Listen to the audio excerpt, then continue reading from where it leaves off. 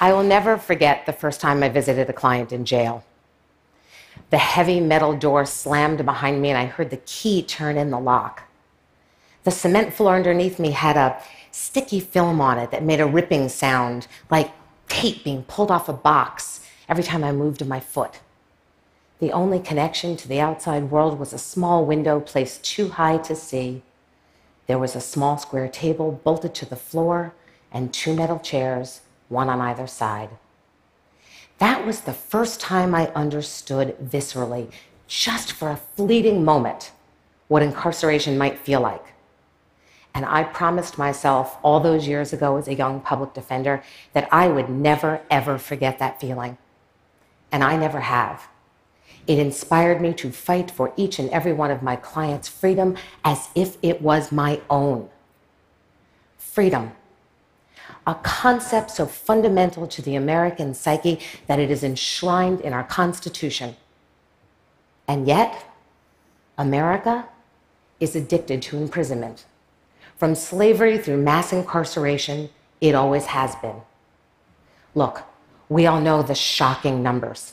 The United States incarcerates more people per capita than almost any nation on the planet.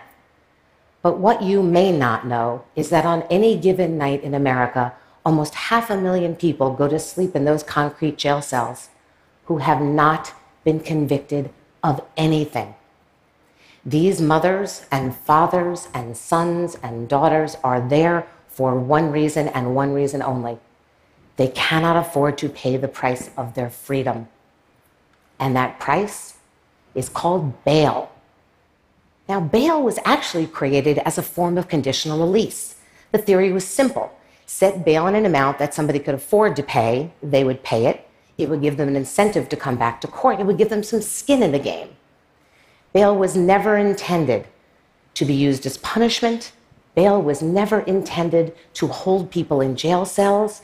And bail was never, ever intended to create a two-tier system of justice, one for the rich and one for everybody else. But that is precisely what it has done. 75% of people in American local jails are there because they cannot pay bail. People like Ramel.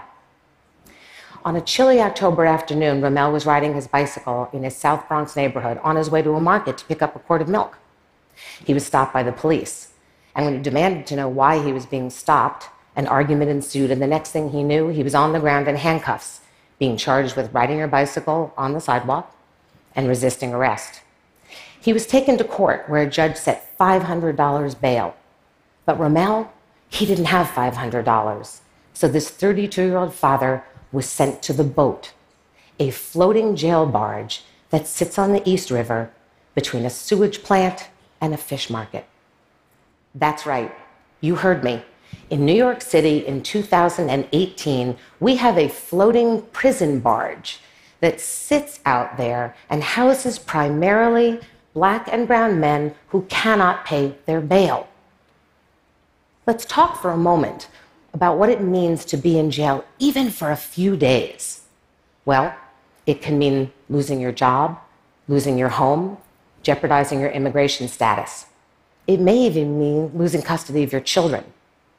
A third of sexual victimization by jail staff happens in the first 3 days in jail, and almost half of all jail deaths, including suicides, happen in that first week. What's more, if you're held in jail on bail, you are 4 times more likely to get a jail sentence than if you had been free, and that jail sentence will be 3 times longer. And if you are Black or Latino and cash bail has been set, you are 2 times more likely to remain stuck in that jail cell than if you were white. Jail in America is a terrifying, dehumanizing, and violent experience. Now imagine for just one moment that it's you stuck in that jail cell, and you don't have the $500 to get out. And someone comes along and offers you a way out. Just plead guilty, they say. You can go home, back to your job. Just plead guilty. You can kiss your kids goodnight tonight.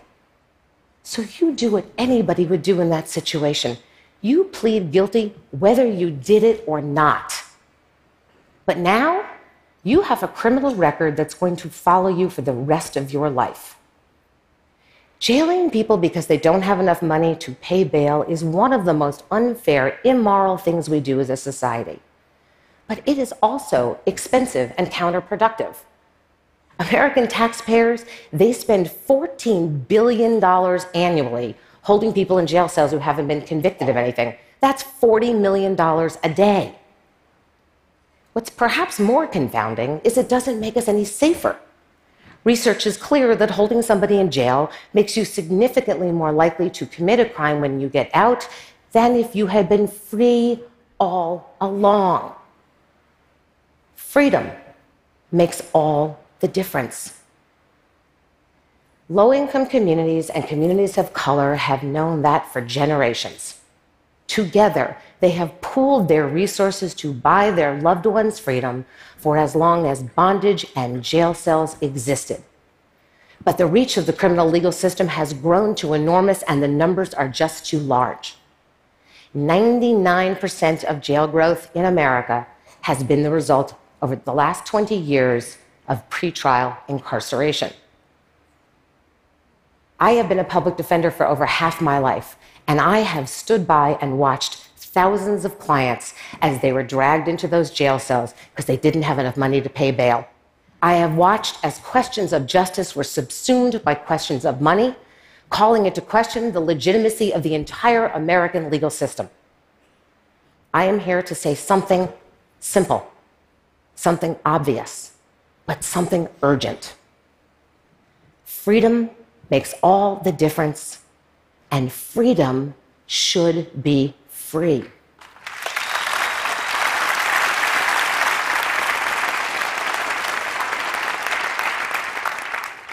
But how are we going to make that happen?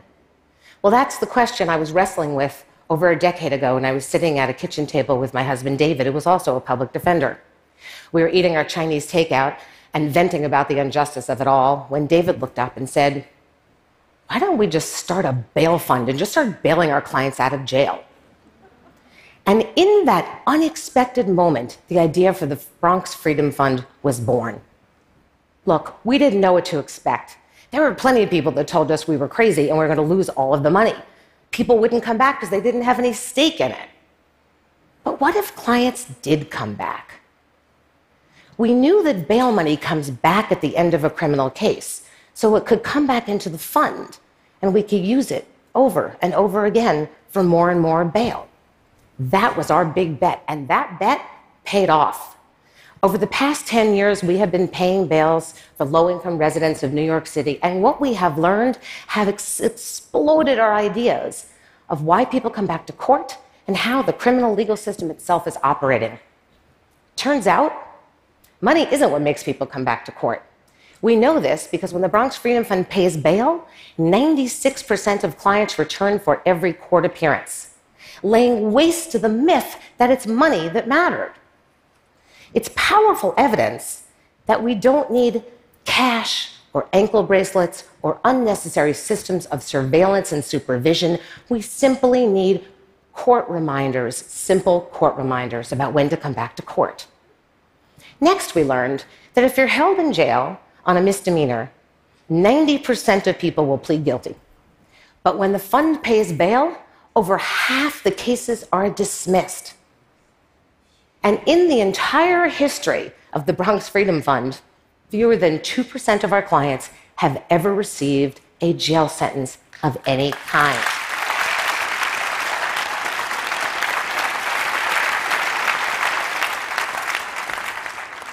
Ramel, a week later, he was still on the boat, locked in that jail cell. He was on the cusp of losing everything, and he was about to plead guilty. And the Bronx Freedom Fund intervened and paid his bail. Now reunited with his daughter, he was able to fight his case from outside. Look, it took some time, 2 years to be exact, but at the end of that, his case was dismissed in its entirety. For Ramel,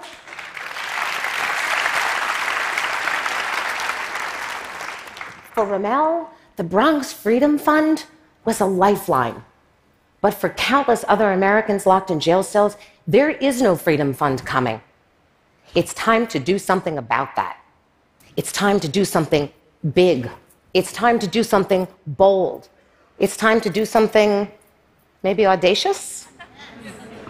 We want to take our proven revolving bail fund model that we built in the Bronx and spread it across America, attacking the front end of the legal system before incarceration begins.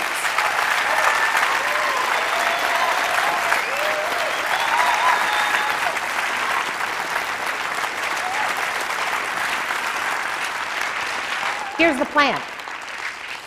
We're going to bail out as many people as we can as quickly as we can. Over the next 5 years, partnering with public defenders and local community organizations, we're going to set up 40 sites in high-need jurisdictions. The goal is to bail out 160,000 people. Our strategy leverages the fact that bail money comes back at the end of a case. Data from the Bronx shows that $1 in bail can be used 2 or 3 times a year, creating a massive force multiplier. So $1 donated today can be used to pay bail for up to 15 people over the next 5 years. Our strategy also relies on the experience and the wisdom and the leadership of those who have experienced this injustice firsthand. Each Bail Project site will be staffed by a team of bail disruptors. These are passionate, dedicated advocates from local communities, many of whom were formerly incarcerated themselves, who will pay bails and support clients while their cases are going through the legal system, providing them with whatever resources and support they may need. Our first 2 sites are up and running, one in Tulsa, Oklahoma, and one in St. Louis, Missouri. And Ramel, he's training right now to be a bail disruptor in Queens County, New York.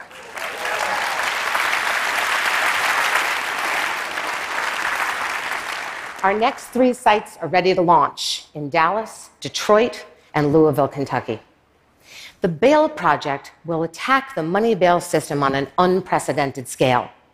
We will also listen, collect, and elevate and honor the stories of our clients so that we can change hearts and minds. And we will collect critical national data that we need so we can chart a better path forward and so that we do not recreate this system of oppression in just another form.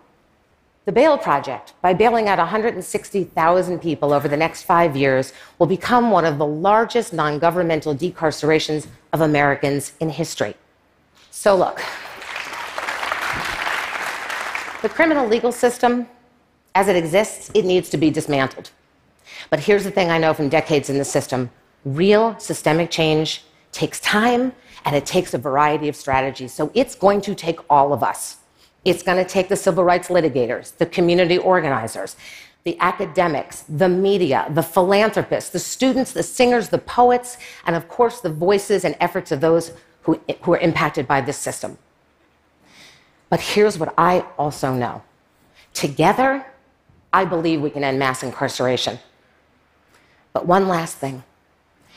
Those people sitting in America in those jail cells in every corner of the country who are held in jail on bail bondage right now, they need a lifeline today.